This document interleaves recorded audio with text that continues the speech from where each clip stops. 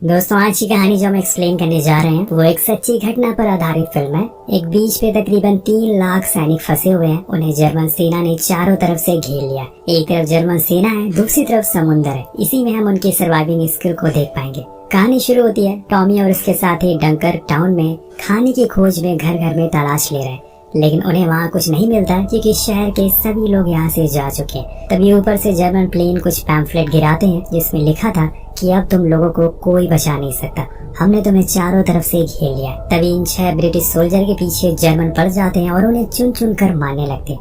लेकिन इसमें टॉमी नाम का सैनिक बच जाता है और वहाँ से भागकर एक बीच की तरफ जाता है जिसका नाम है डंकर्क। अब इस बीच पर हमें कई लाख सैनिक देखने को मिलते हैं जो लाइन में लगे हुए हैं क्योंकि उन्हें उनके देश के लोग बचाने आ रहे हैं। लेकिन जब तक वो यहाँ पर पहुंचेंगे उतने में कई सारे जर्मन प्लेन आकर इनकी संख्या को आधा कर देते हैं। दरअसल दोस्तों, यहाँ पर वर्ल्ड वॉर 2 का समय चल रहा है और कुछ देश आपस में मिलकर अकेले जर्मन से लड़ रहे हैं। जर्मनी ने फ्रांस के कई हिस्सों पर कब्जा कर लिया है और अब वो धीरे धीरे और ज्यादा ताकतवर होते जा रहे हैं। इतने में टॉमी देखता है कि उस बीच पर कई लाशें भी पड़ी हुई है और उन्हें एक जिप्सन नाम का लड़का दफना रहा है। वो उसके पास जाता है और उसकी मदद करने के लिए, लेकिन वो उसके सवालों का कोई जवाब नहीं देता। शायद उसे जंग का बहुत ही गहरा असर हुआ, इसलिए टॉमी भी उसे ज्यादा कुछ सवाल नहीं पूछता, जिसके बाद वो खुद जाकर लाइन में लग जाता है क्योंकि उसे भी तो घर जाना है ना। लेकिन तभी हम आसमान में देखते हैं कि जर्मन सब यहाँ आ गए और अंधाधुंध बम गिराना शुरू कर देते हैं जिसमें न जाने कितने सैनिक एक बार फिर मारे जाते हैं।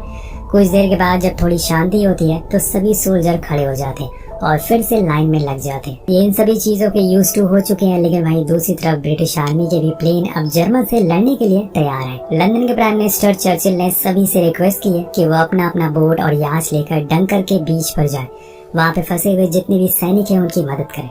उसी में से एक आदमी है डनसन, जो लंदन की एक पोर्ट पर अपने बोट में खाने पीने का सामान और लाइफ बोट को भर रहा है क्योंकि वो अपने लोगों को बचाने के लिए डंकर बीच पर जा रहा है।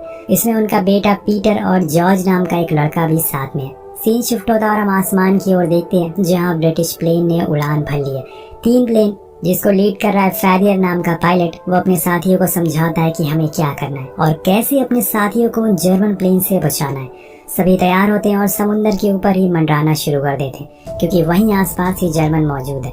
दूसरी ओर हम टॉमी को देखते हैं जो अभी बीच पर है। तभी उसकी नजर एक घायल सिपाही पर पड़ती है जिसको 2 लोग लेकर जा रहे थे। उन्हें शिप में एंट्री आसानी से मिल जा रही थी बिना लाइन में लगे हुए, और यहाँ उसे एक आइडिया आता है। वो जिप्सन को लेकर एक घायल सिपाही को स्ट्रेचर पर लेटाकर शिप की ओर बढ़ने लगता है, लेकिन एंट्री पर उन्हें फ्रांस के सैनिक रोक लेते हैं क्योंकि वो पहले से लाइन में इंतजार कर रहे हैं। पर वो घायल सिपाही को देखकर हट जाते हैं और ये अंदर जाने लगते हैं। बीच में इन्हें एक टूटा हुआ पुल भी मिलता है जिसके ऊपर से जाना मुश्किल था, लेकिन टॉमी अब रुकने वाला नहीं है। जैसे तैसे करके वो निकल जाता है और फाइनली वो दोनों शिप में एंटर कर जाते हैं। उस घायल सिपाही को वहाँ रख देते हैं, लेकिन इतने में शिप का स्टाफ उसे देख लेता है और कहता है कि तुम्हें जाकर लाइन में लगना होगा, ऐसी तुम्हारी एंट्री नहीं होगी। अब ये सुनकर टॉमी उदास हो जाता है क्योंकि अब उसे लगने लगा था कि शायद वो घर कभी लौट ही नहीं पाएगा। पर वापस जाते समय वो जिप्सन को देखता है जो नीचे वाले हिस्से में छुपा हुआ था।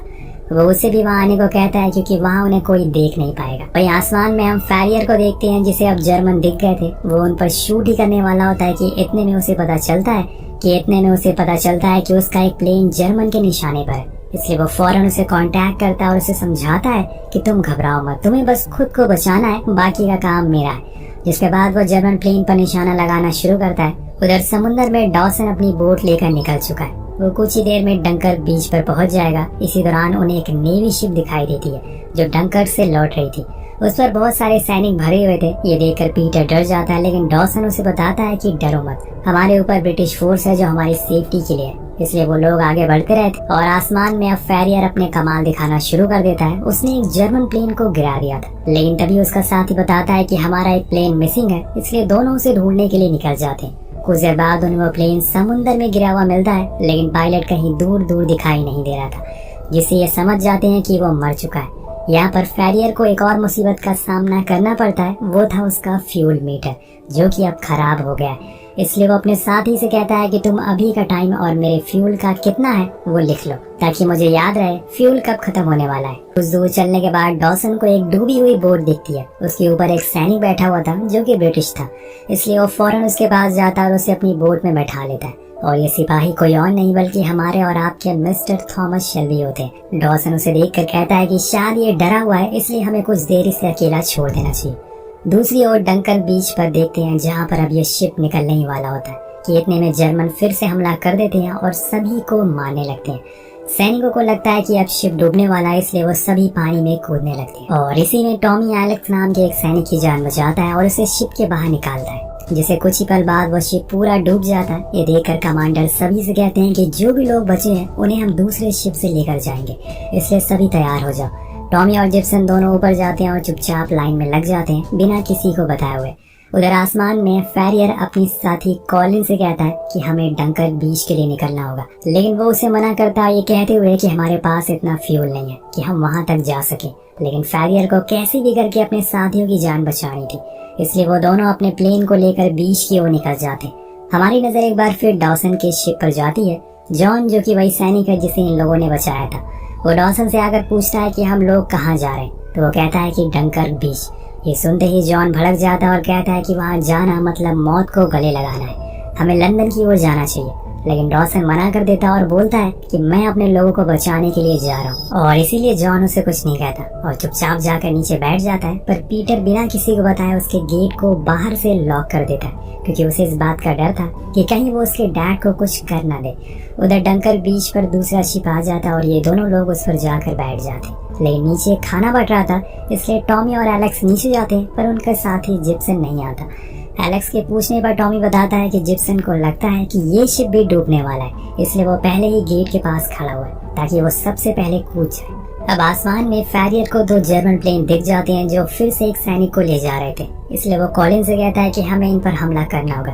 अब वो एक प्लेन को तो गिरा देता है, लेकिन तभी अचानक से दूसरा प्लेन गायब हो जाता है। जब तक वो उसे ढूंढ पाता तब तक वो पायलट कॉलिन के प्लेन को अपना शिकार बना लेता है। उसे काफी नुकसान पहुंचाता है जिसकी वजह से वो जाकर सीधा नीचे गिर जाता है। लेकिन यहाँ फेरियर को वो प्लेन दिख गया था, इसलिए वो उसे खत्म कर देता है। तभी वो एक शिप को आते हुए दिखता है और समझ जाता है कि कॉलिन को वो लोग बचा लेंगे, इसलिए वो खुद को आसमान में रहने का फैसला करता है ताकि वो डंकन बीच तक जा सके। इधर जमीन पर इन लोगों का शिप अब निकल चुका था, लेकिन इतने में एक सबमरीन इन पर हमला कर देती है, जिससे कि शिप में छेद हो जाता है और तेजी से पानी भरना शुरू हो जाता है। लेकिन समय रहते हुए जिप्सन ऊपर वाला गेट को खोल देता है और सभी को बाहर आने को कहता है। उसके बाहर खड़े रहने का कोई तो फायदा हुआ। अब बोर्ड पर डॉसन देखता है कि नीचे वाले दरवाजे पर जॉन जोर जोर से पीट रहा है, इसलिए वो पीटर पर गुस्सा करता है कि तुमने गेट को क्यों लॉक कर दिया। जब वो उसे खोलने जाता है तो देखता है कि वहाँ पर जॉन नहीं था, वो तो डॉसन के पास खड़ा था। वो उसे धमकाता है कि इस बोट को लंदन की ओर लेकर चलो, लेकिन वो नहीं मानता और उसको वही कहता है कि मैं अपने लोगों को बचाने के लिए जा रहा हूँ। अब इसी चक्कर में उनकी लड़ाई हो जाती है और जॉर्ज नीचे गिर जाता है, जिसमें उसे काफी चोट भी आती है। उधर अब दूसरा शिप डूब तो चुका था, लेकिन जो भी सैनिक बचे हुए थे उन्हें लाइफ गार्ड वाले आकर बचा लेते हैं। एक लाइफ गार्ड वाला आता है जिससे जिप्सन पहले ही बैठ जाता है, जिसकी वजह से अब उसकी जगह भर गई थी, इसलिए वो उन दोनों की ओर एक रस्सी फेंकता और कहता है कि हम तुम्हें दूसरी बोट की ओर लेकर चलते हैं। उधर जॉर्ज की हालत अब खराब होने लगती है, इसलिए पीटर उसकी मरहम पट्टी करता है, लेकिन जॉर्ज कहता है कि उसके सर में बहुत तेज दर्द होना शुरू हो गया, इसलिए उसे जितनी जल्दी हो सके इलाज की जरूरत है। अब वो अपने डैड के पास जाता है और उनसे कहता है कि हमें जल्दी से डंकन बीच में पहुंचना होगा, वहाँ शायद हमें कोई मेडिक मिल जाए तो जॉर्ज को ठीक कर सके, और इसीलिए वो लोग अपनी बोट की स्पीड और तेज कर देते हैं। लेकिन डॉसन देखता है कि जर्मन ने अब और प्लेन बुला लिए हैं और अब वो साथ मिलकर हमला कर रहे हैं। उधर दूसरी ओर टॉमी अपने साथियों के साथ एक बार फिर से उसी किनारे पर पहुंच जाता है जहाँ से वो गया था और शिप का इंतजार करने लगता है।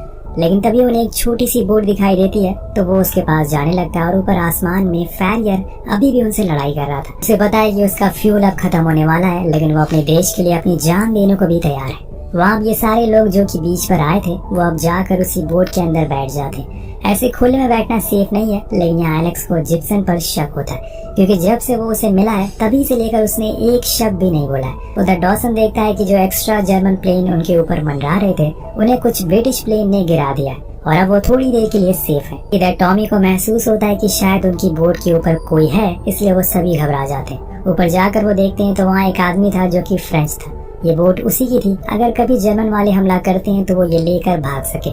उधर आसमान में हम कॉलिन को देख जो कि जर्मन के निशाने पर आ चुका था, लेकिन वो फिर जैसे तैसे करके उनसे बच निकलता है। लेकिन अहम समय पर उसे पता चलता है कि उसका तो फ्यूल ही खत्म हो गया, इसलिए उसे मजबूरन खुद के प्लेन को पानी में लैंड करवाना पड़ता है। लेकिन यहाँ एक दिक्कत आ जाती है कि असल में उसका प्लेन का हॉल्टेड सीट नहीं खुल रही थी, और इसी वजह से वो प्लेन से बाहर नहीं निकल पा रहा था और इसी चीज को लेकर वो काफी परेशान था क्योंकि प्लेन में पानी भरना शुरू हो गया था। वहाँ टॉमी के लिए भी मुश्किलें बढ़ गई थी क्योंकि अब वहाँ जर्मन सैनिक पहुंच चुके थे और वो इसी बोट के ऊपर निशाना लगा रहे थे। उस बोट के अंदर बैठे सिपाही डरना शुरू हो जाते हैं। इधर दूसरी तरफ यहाँ एलेक्स को अभी भी जिप्सन पर शक था। अब उसके सबर का बांध टूटने लगता है, इसलिए वो उसे फिर से पूछता है कि तुम कौन हो। यहाँ पहली बार जिप्सन सभी के सामने बोलता है कि वो ब्रिटिश नहीं है बल्कि एक फ्रेंच सैनिक है और मैंने यूनिफॉर्म एक ब्रिटिश सैनिक की लाश से उतार कर पहन लिया। ये सुनकर सभी हैरान हो जाते हैं, लेकिन अभी ये समय हैरान होने का नहीं है क्योंकि ये बोट किसी भी समय डूब सकती है, इसलिए इन्हें फौरन बाहर निकलना होगा। उधर कॉलिन को डूबते हुए डॉसन देख लेता है, इसलिए वो फौरन उसके पास जाता है और एक रस्सी की मदद से उसे बचा लेता है।